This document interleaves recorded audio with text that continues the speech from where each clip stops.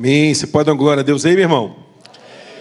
Nós estamos também ali na frente, na sua saída, estamos preenchendo o formulário das vagas para os cursos que serão apresentados no segundo semestre. Então tem lá Escola Bíblica, Panorama Bíblico, Dons Espirituais, Escola do Espírito Santo, Escola de Paz, Formação de Intérprete de Libras, Excurso Online e Discipulado para Batismo. E também dos cursos da UDF, Shug, Cada Homem um Guerreiro, Curso de Noivos, Aliança, CRAU, Preparação à Chegada do Bebê, Transição do Infante e Mulher Única. Então você pode levar esse formulário para casa, lendo o QR Code aqui no verso, você pode se inscrever para os cursos e também passando ali na bancadinha. Tem café ainda lá, um chá, acabou o café, né? Então, tem biscoito ainda? Bolacha? Nada. Tem um beijo. Dê um beijo quem passar lá. Fala que o marido dá um abraço, né? Oh, que bom que você veio. Então, quem se adianta governa, irmão. Quem chegou mais cedo comeu. Mas, é assim, né? Então, passe lá, se inscreva e vai ser uma bênção em nome de Jesus. Amém, meu irmão? Uma série como essa, a gente começa e vai falando, vai ministrando, vai nos cultos da noite, trazendo o entendimento de cura, de milagre, de poder e restauração do Senhor. Nós temos o entendimento, irmãos, que quando definimos que estamos fazendo algo para Deus, temos que tomar todo o foco de estabelecer também um tempo de oração, para que Deus possa não só confirmar o que Ele está fazendo, mas continuar operando milagres no meio do seu povo. Ao chegar aqui, meu irmão, tem um entendimento nos cultos de domingo à noite. Estaremos aqui para um tempo de oração, onde céus e terra se encontrarão nesse ambiente, e veremos milagres sendo operados da parte do Senhor. Posso ouvir amém? Então venha com o seu coração para isso, disposto a viver o milagre. Venha com o seu coração aberto para receber não só uma oração pelo intercessor, mas para ser tocado pelo Senhor e ser restaurado de uma forma plena em nome de Jesus.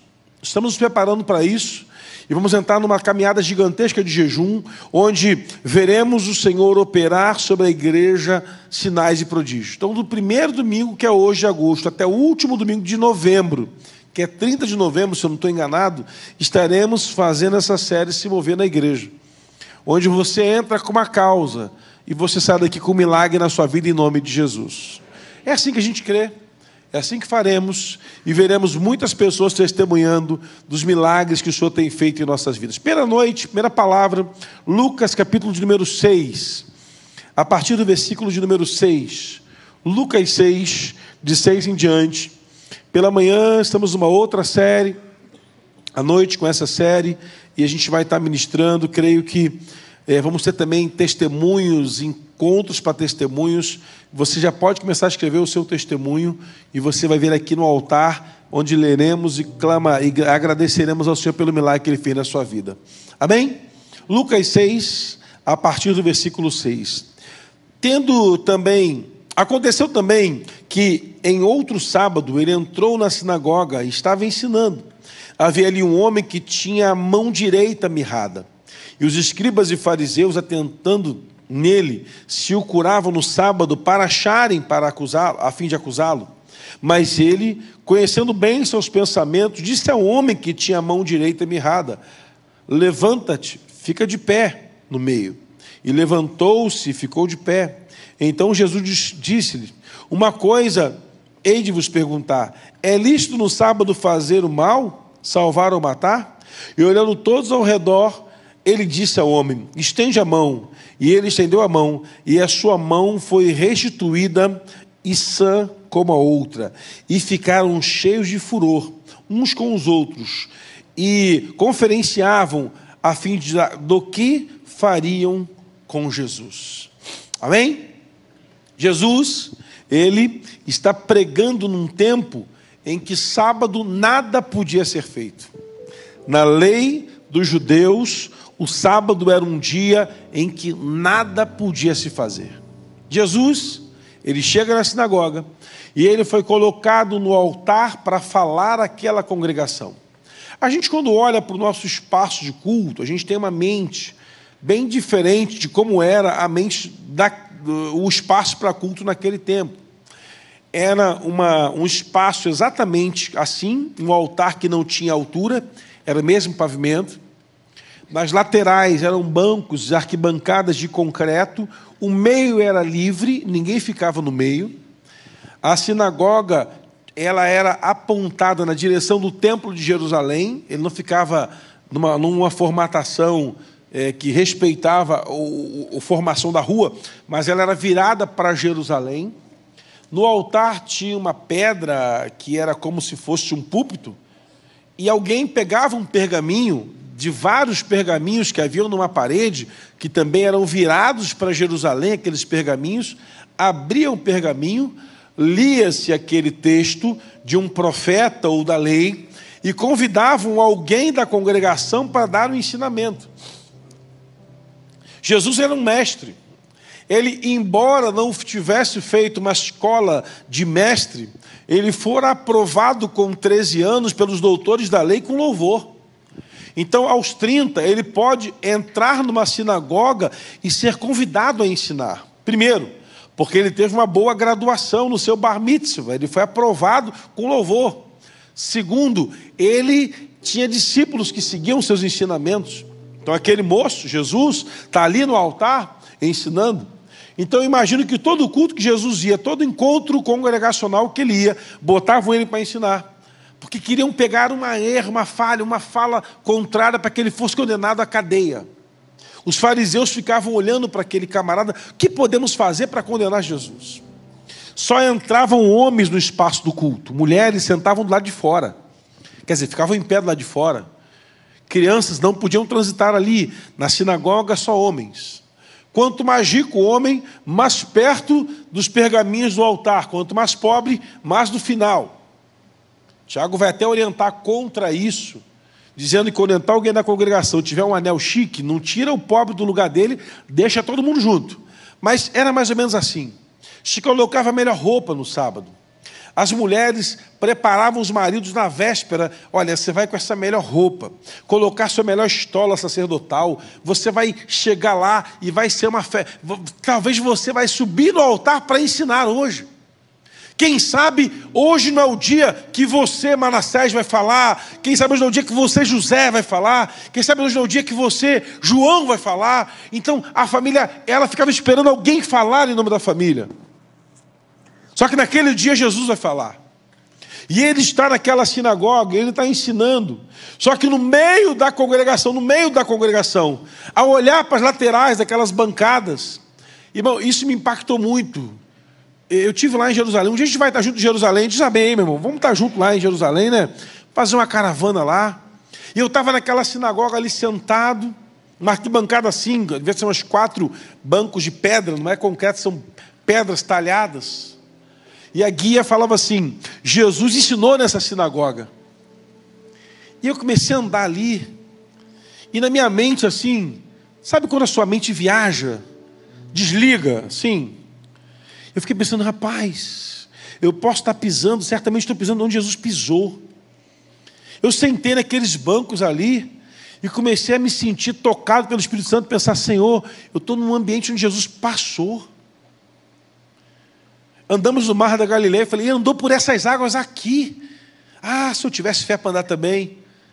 Mas melhor não, deixa eu no barco aqui, mais seguro. E aquele ambiente, haviam centenas de pessoas ali dentro. Eles separavam um dia para estar ali em culto, em adoração a Deus, levavam suas ofertas, oravam, ouviam o ensino da palavra. Era um dia normal para todos. Só que culto que Jesus está não é um culto normal, posso ouvir amém? Culto que Jesus está, alguma coisa diferente acontece. Jesus está nesse lugar, nessa noite, coisas diferentes vão acontecer em nome de Jesus. Você crê nisso, amém? Olha a coisa estranha. A mulher prepara o marido, quando chega lá, o mestre da sinagoga, ou o principal da sinagoga, lê o texto e fala, hoje vai ser Jesus falando, o filho do Zé e da Maria. Vem cá, sobe aqui Jesus. E ele começa a ensinar. E aí, meu irmão, eu ensinando é muito bacana. Pastor Miguel melhor ainda. Mas Jesus ensinando é extraordinário. Ouvir Jesus ensinar, irmão, não se fica dúvida alguma. Deveria ser uma experiência sobrenatural estar ali. Todo mundo bem vestido, perfumado, as mulheres lá fora de pé no sol, estava tudo perfeito, só que naquele ambiente havia um enfermo. Embora estavam todos aprendendo, Jesus devia estar olhando para aquele moço e crendo, ele hoje vai receber um milagre nessa noite. A mesma coisa acontece aqui na Alameda nesse momento. Enquanto você ouve a palavra ensinado, há alguém com uma dor no seu coração e não sabe o que fazer, mas hoje é noite de aliança de milagre e você vai receber o milagre na sua vida hoje em nome de Jesus.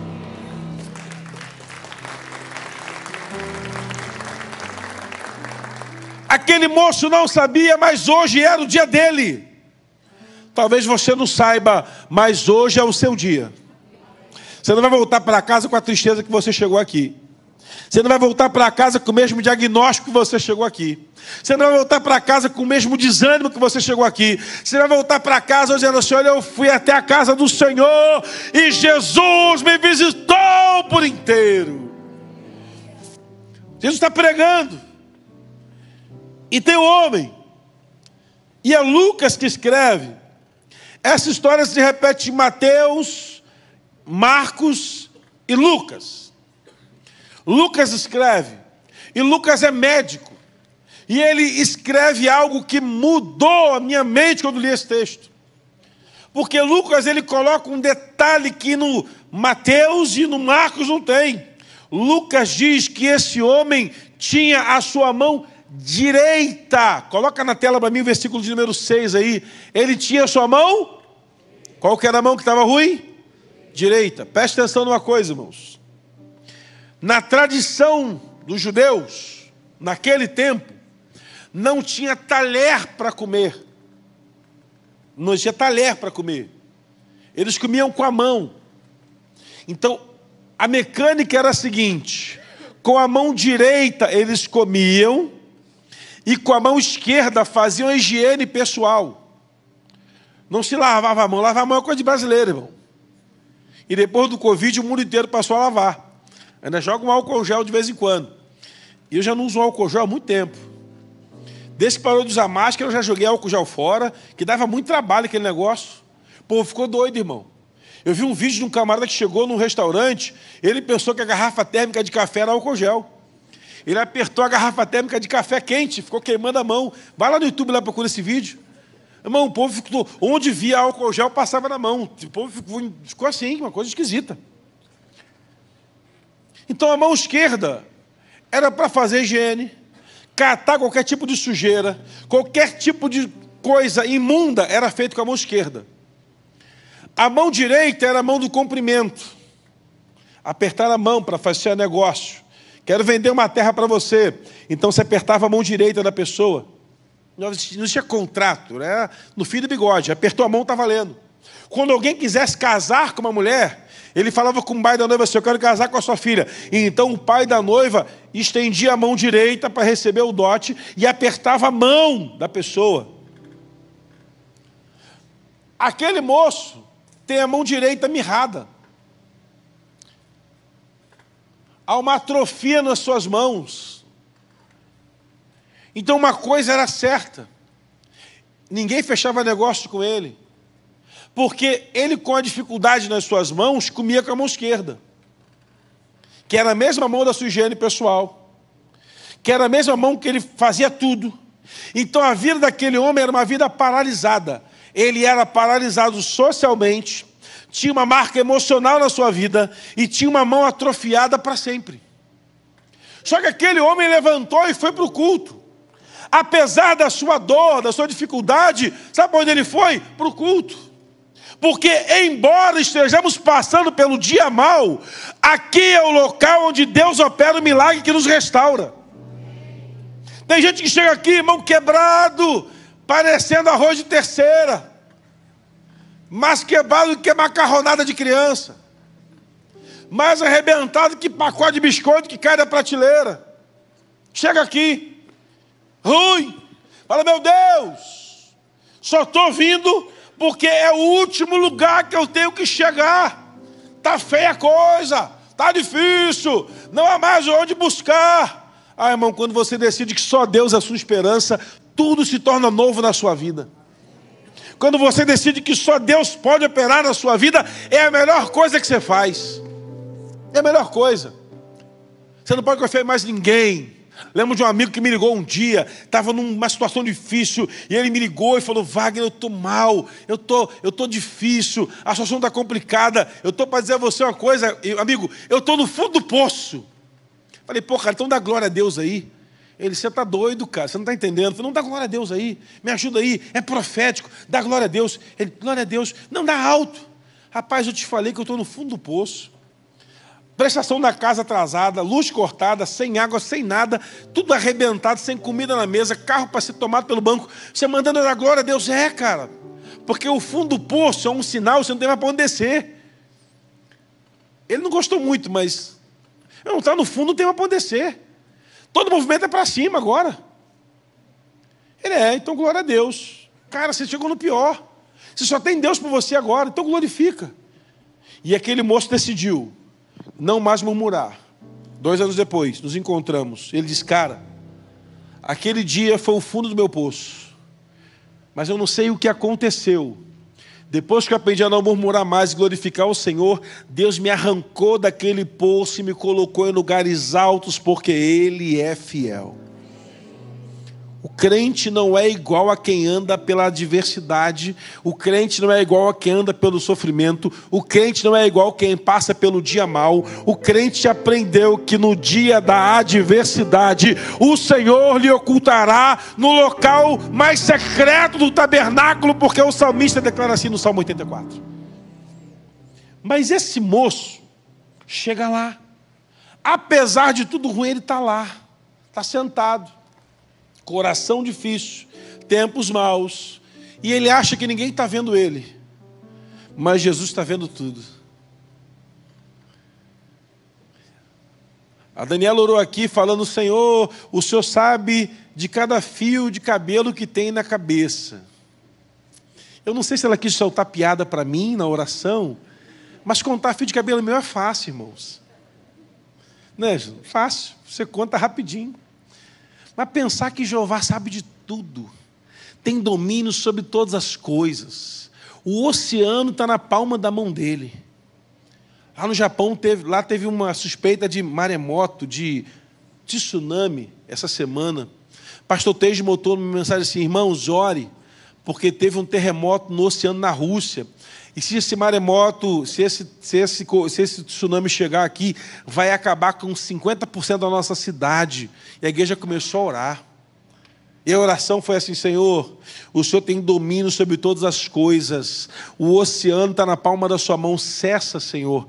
E ninguém sabe para onde o tsunami foi, mas nós sabemos, Deus tem o domínio sobre todas as coisas. Aquele moço está lá. Jesus está vendo. E Jesus aponta para ele: você... Você.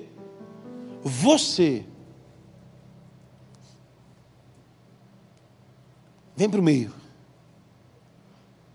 Os escribas ficam pensando assim: será que ele vai curar no sábado? Jesus fala: levanta, fica em pé, mas no meio. Então aquele moço sai daquela arquibancada lateral e vai para o meio da congregação. E aí ele fala assim: agora estenda a sua mão. E aquela mão enferma daquele moço é exposta a talvez quem nunca o viu enfermo. Mas Deus conhecia a dor daquele moço no seu quarto. Jesus sabia o quanto aquele homem chorava por essa enfermidade que ele carregava, o quanto seus pais choraram pela enfermidade que ele carregava, o quanto a sua família sofreu por aquela enfermidade. E Jesus falou assim: estenda a sua mão. E ele começou a estender a sua mão. E à medida que ele estendendo a sua mão ia sendo curada aos olhos de todos que ali estavam. E o texto fala que ele estendendo a sua mão foi restituída, ficando igual à sua outra mão que era perfeita. Um culto normal, assim. Era só mais um rolê de Jesus na sinagoga. Um outro ele cura uma mulher que estava encurvada. Olha que coisa. Porque Jesus se movimenta, irmãos, alguma coisa vai acontecer. Alguém estava ali olhando e falou: não, não é possível. Este homem vai para o meio. Este homem contraria a regra que ele aprendeu. Só pode sair do lugar se for chamado pelo mestre da sinagoga. Mas aquele moço pensa: hoje é o dia do meu milagre. Antes daquele homem ser curado, a palavra entrou no seu coração. Essa semana alguém conversando comigo sobre problemas. Eu falei: meu irmão, aprende uma coisa. Andar pela fé é muito mais seguro. Andar pela fé é muito mais seguro. Porque você pode dar por vista. Você pode caminhar por aquilo que você está vendo. Mas a palavra nos ensina que nós precisamos andar pela fé. Andar pela fé é muito mais garantido do que andar por vista. E sabe por quê que nós estamos comprando esse imóvel? Porque estamos comprando pela fé. E pela fé, muito breve, vou estar aqui com a chave na mão, dizendo: Senhor, obrigado, porque foi tudo quitado em nome de Jesus. Serão 21 meses de milagre que viveremos para a glória de Deus. Há quem diz assim: pastor, vai pagar antes. Amém, que seja amanhã. Só depende de você e de mim. Sabe o que é lindo, irmãos? Aquele moço, ele vai para o meio, estende a mão, e ao estender a mão, sua mão é curada. E agora, ele vai voltar para casa, diferente de cada vez que ele foi para aquele lugar.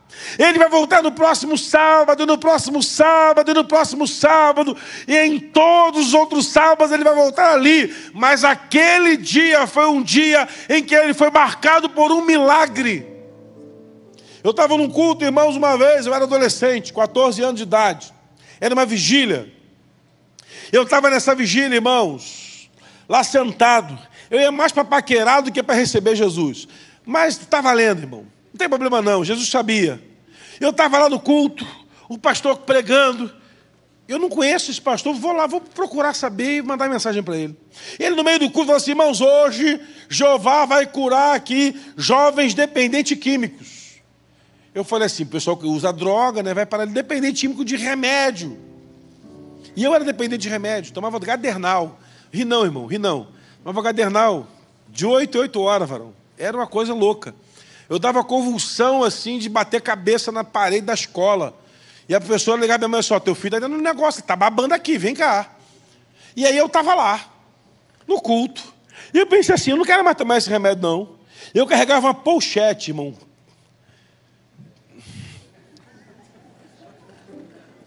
Coisa antiga. Você já carregou pochete? Tem pochete?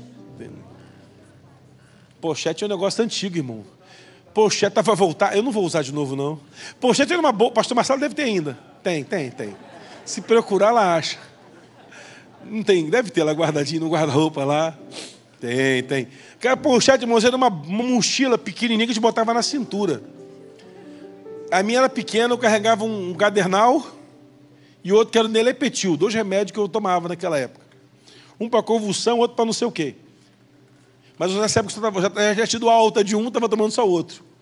Eu estava no culto, e estava cantando louvores, e o pastor parou tudo, falou assim: Deus vai curar hoje. Eu falei assim: se eu for, ele tem que vir aqui na frente para ser curado. Eu falei assim: cara, eu vou lá sozinho, ninguém vai, porque só eu tomo remédio controlado aqui, só tem jovem, remédio controlado é coisa de velho. E quando eu olhei, tinha uns 300 no altar.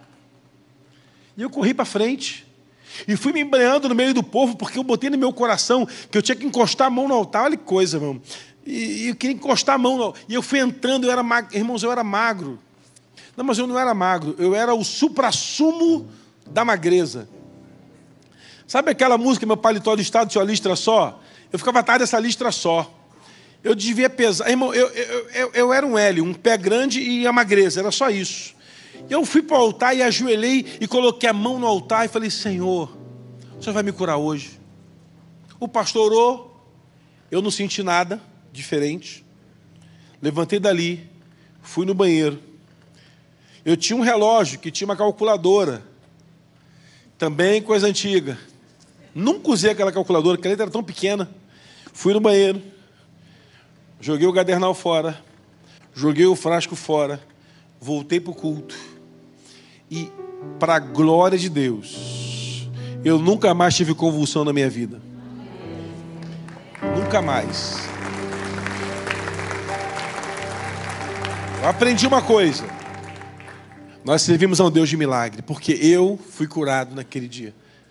Pastor, já fez exame para saber? Melhor evitar. Porque enquanto o exame não chega, você não tem nada. Nunca fiz. Sabe o que me chamou a atenção? Que ninguém na família percebeu. Ninguém perguntou sobre o remédio. Um belo dia ela falou assim, Wagner, o remédio, já fui curado. Ela, então tá bom, não tocamos mais no assunto. Só sabe o valor do Deus que cura quem é curado por Ele. Só sabe o valor do Jeová Rafá, aquele que é curado por Ele. Só sabe o valor do Jeová Jirê, quem precisa da sua provisão. Só sabe o valor do Jeová Shalom, quem precisa da paz do Senhor. Naquele dia, aquele homem saiu dali com um testemunho para contar. E você vai escrever seu testemunho nesse lugar em nome de Jesus. Você vai contar o seu testemunho. Assim como Gabriel contou o testemunho dele, vão ter dezenas de outros testemunhos. É para você estar glorificando. Dezenas de outros testemunhos sendo lidos nesse altar em cada momento de oração. Porque nós veremos milagres acontecendo em nome de Jesus. Nome de Jesus. Que milagre! Uau! Aquela sinagoga nunca viu isso. Nunca houve uma visitação sobrenatural. Mas naquele dia, naquele momento, ali estava o poder do sobrenatural naquele lugar. Jesus estava ali. E quando chegamos no ambiente de culto, a única certeza que temos é que pode não ter o pastor, pode não ter o louvor, pode não ter a oração, pode não ter nem oferta, pode não ter som, pode não ter iluminação, pode a luz estar apagada, mas eu venho para cá, para cada vez que entrar por essas portas, ter um encontro com Jesus mais uma vez. Eu venho para cá, é para ter encontros com Jesus, mas nada. Eu não venho para cá para encontrar os amigos, não venho para cá para encontrar as pessoas que amam, embora seja importante isso. Mas quando eu chego aqui, eu tenho que botar na minha cabeça uma coisa. Eu entro por essas portas com um só objetivo: ter um encontro com o soberano, eterno, onipotente. Ah, pastor, mas eu tenho encontros em casa com Ele. Glória a Deus por isso. Mas nós vamos provocar milagres. Porque um dia Jesus estava indo para a casa de Jairo curar, ressuscitar a filha de Jairo. Uma mulher que não tinha nada a ver com a história. Ela entrou no meio da multidão e falou: hoje é meu dia de ser curada. Pela fé, ela tocou na orla do manto de Jesus, foi curada e foi para casa. No meio do caminho, Jesus parou e disse: alguém me tocou, alguém me tocou. E os discípulos falaram: Senhor, os discípulos do Senhor, tem tanta gente apertando, está uma confusão isso aqui. Está parecendo manifestação de 3 de abril, de agosto. Está lotado isso aqui, está uma confusão. É, mas alguém tocou, porque essa é a virtude. E essa moça se apresenta. E Jesus fala assim para ela: filha, a tua fé te salvou. É pela fé que chegamos aqui hoje. É pela fé que a gente entra nesse ambiente de culto. É pela fé que a gente se ajoelha no altar e fala: Senhor, eu dependo de um milagre poderoso na minha vida. Eu dependo de uma ação do Senhor. É pela fé que nos movimentamos, que nos movemos, que saímos de cada ambiente, que saímos de casa, que nos levantamos da cama. E às vezes, irmãos, nosso corpo diz assim: não vai acontecer nada. O nosso coração, ele está às vezes contaminado por uma palavra do Satanás, do inferno. Às vezes é um diagnóstico que a gente carrega embaixo do braço. Às vezes é uma palavra contrária que recebemos. Às vezes é um decreto que alguém declarou na nossa vida. Mas receba na sua vida uma coisa: todas as palavras que chegaram até você dizendo que era impossível, você está diante do Deus impossível nessa noite, e Ele vai agir sobre a sua vida de uma forma sobrenatural. É só isso. Eu só preciso de uma coisa então: crer, porque Jesus vai operar milagre nessa noite. Eu só preciso confiar que Ele está aqui nesse lugar. Eu só preciso ter uma certeza de que eu entrei pelas portas certas, no dia certo, na noite certa, e hoje o meu milagre vai chegar em nome de Jesus. Em nome de Jesus. Tem pessoas que até acham: pastor, mas o meu caso é impossível. Há uma frase antiga que diz: nunca diga para Deus o tamanho do seu problema, mas sempre diga para o seu problema o tamanho do seu Deus. Nunca diga para Deus o tamanho do seu problema, mas diga ao seu problema o tamanho do seu Deus. Eu lembro de uma senhora que ela orava por um milagre na sua família, que era a salvação do seu marido. E aquele homem não queria saber de Jesus. E aquela senhora orava, dizendo: Senhor, ele não quer saber do Senhor, mas o Senhor quer saber dele. Ele não quer saber do Senhor, mas o Senhor quer saber dele. Ele não quer nada contigo, mas o Senhor quer muito com ele. Ele não tem vontade de estar com o Senhor, mas o Senhor tem vontade de estar com ele. Então o Senhor opera o milagre. E muitas vezes essa mulher orou por isso. E ela conta que ela estava um dia indo para o hospital muito enferma. E no meio do caminho, o marido falou assim: por que Deus não cura você então, já que você é crente? Ela disse: porque eu estou querendo morrer para ir para o céu. E a única coisa que eu vou dizer para você: se você não entregar Jesus, eu vou para o céu. Agora você eu não garanto. Ele ficou com aquele negócio na cabeça.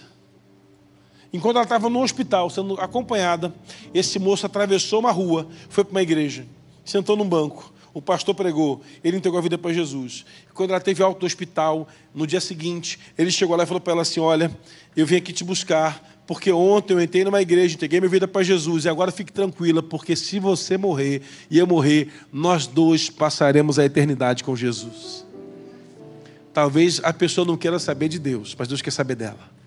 Você vai nesses próximos encontros de aliança de milagre ver a sua família se rendendo a Jesus. Marido voltando para casa, mulher sendo transformada, filho se entregando a Jesus, genro sendo transformado, nora sendo transformada, e veremos milagres acontecendo para a glória de Deus. Você crê nisso? Posso ouvir amém? Se coloque de pé para a gente orar por isso então, em nome de Jesus. Se coloque de pé. Hoje é uma noite de aliança de milagre. E eu quero fazer com Deus uma aliança. Uma aliança onde eu entro nessa casa para ver milagres acontecendo. Uma aliança onde eu entro nesse ambiente de culto para ver milagres se movimentando. Uma aliança com Deus onde eu entro nesse lugar e vejo e verei milagres sendo manifestos para a glória de Deus. Você que está na sua casa aí também, no nome de Jesus, você viverá para ver milagres sendo manifestos na sua vida de uma forma sobrenatural em nome de Jesus. Eu queria que você, nesse primeiro momento, orasse ao Senhor. Nós vamos daqui a pouco cantar um louvor e você dissesse a Deus: Senhor, a minha causa é essa. Esse é o motivo pelo qual eu estou aqui para buscar algo do Senhor. Talvez você tenha ouvido assim um dia: olha, vá para não buscar nada. Sim, mas hoje Deus está querendo que você busque algo. E se movimente pela fé, para ver o milagre acontecer na sua vida em nome de Jesus. Feche seus olhos, olha o Senhor, e diga para o Espírito Santo o que você gostaria que Ele fizesse em sua vida. Diga ao Espírito Santo: Espírito Santo, eu vim para cá para receber um milagre. Eu estou numa aliança de milagre, Senhor. Eu creio que o milagre pode acontecer na minha vida nessa noite. Eu creio que hoje é uma noite em que o milagre pode se manifestar na minha vida. Hoje eu creio que o Senhor pode me visitar e operar na minha vida de uma forma sobrenatural. Se você crê nisso, ore ao Senhor. Coloque diante do Senhor o nome da pessoa que você busca pelo milagre. Coloque diante do Senhor o motivo pelo qual você está buscando o milagre. Coloque diante do Senhor aquilo que talvez até atrapalhe seu coração de ser um crente melhor, mas hoje uma noite de milagres está se estabelecendo sobre essa igreja e veremos dezenas de noites de milagres como essa em nome de Jesus. Então hoje, nesse tempo de milagre, ore ao Senhor. Diga ao Espírito Santo aí no seu lugar qual é o milagre que você busca do Senhor, e pela fé o que você tem buscado do Senhor em nome de Jesus. Em nome de Jesus. Abra seus olhos, pegue seu pão e seu cálice. Vamos celebrar a ceia do Senhor nesse momento. E depois vamos começar a orar por causas e motivos específicos diante do Senhor. A Bíblia nos diz que Jesus, Ele faz uma aliança. Se alguém não recebeu o cálice, levanta a mão aí que a gente vai levar até você. Alguém não recebeu o pão ou o cálice, levanta a mão. Todo mundo recebeu, amém. Jesus, Ele pegou o pão, Ele partiu o pão e disse: esse é o meu corpo, que é partido por vocês. Pão. Esse pão simboliza que quem come desse pão jamais tem fome. Não esse pão físico, mas o pão da vida que desceu do céu, que é Jesus. Quem come do pão é transformado. Eu queria que você declarasse no seu lugar assim, lá no seu coração, dissesse: Senhor Jesus, eu como desse pão, para que minha vida seja transformada para sempre e sempre, em nome de Jesus. Como o pão nesse momento, em nome de Jesus.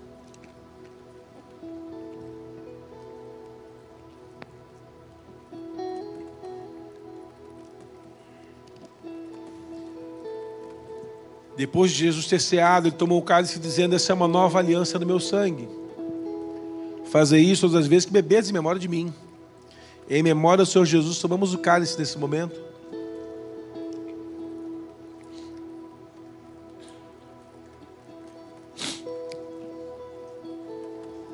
Senhor, nós queremos colocar diante do Senhor nossas vidas. Hoje é uma noite de milagre, noite de novas alianças, de milagres se estabelecendo em nossas vidas, em nossa casa, em nossa família, em nossa história. Opera, Senhor, o teu milagre sobre cada um de nós que aqui estamos. No poderoso nome de Jesus oramos assim, Pai.